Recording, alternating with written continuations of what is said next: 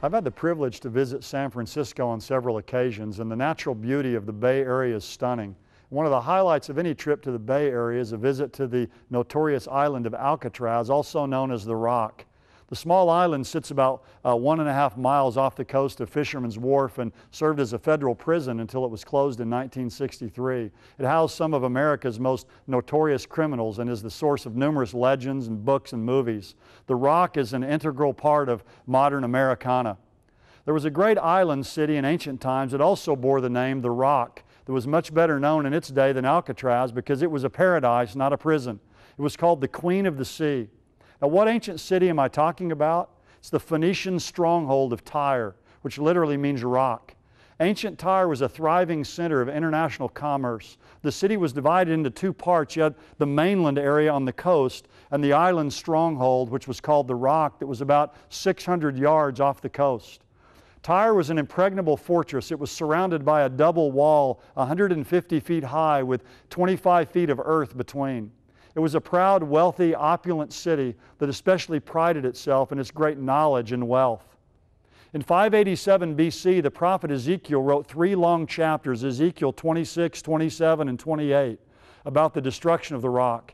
He tells us why God obliterated the city and predicts in minute detail how the city will fall and that the city would never rise again to its former place of prominence. The people of Tyre were people of the sea. They knew the Mediterranean better than anyone. Therefore, God used something they were very familiar with, the image of a violent ocean storm, to picture the judgment that was coming upon them. It would be like God using the image of a tornado for people living in Oklahoma and Kansas, or the image of a hurricane for people in Florida.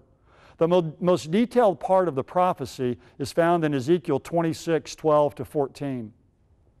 It says, "And they will make a spoil of your riches and a prey of your merchandise, break down your walls and destroy your pleasant houses, and throw your stones and your timbers and your debris into the water.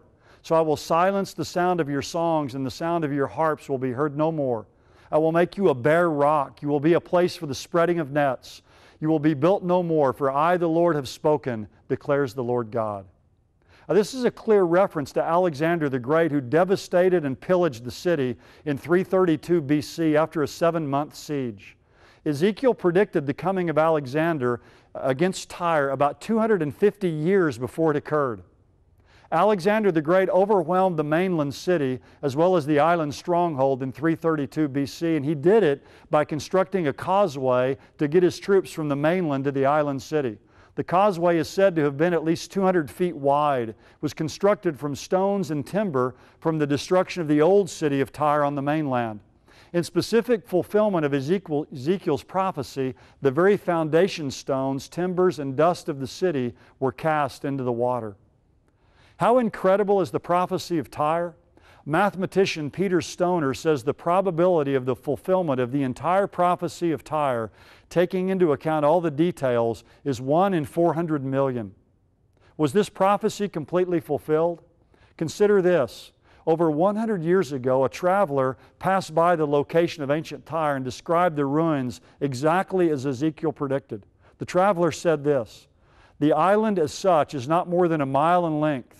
The part which projects south beyond the isthmus is perhaps 1/4 of a mile broad and is rocky and uneven. It is now unoccupied except by fishermen as a place to spread nets upon." In the 21st century, the ancient center of bustling commerce still lies silent in ruins. Though the surrounding area has been rebuilt, the original rock is a mute testimony to God's awesome judgment and the unerring accuracy of His Word.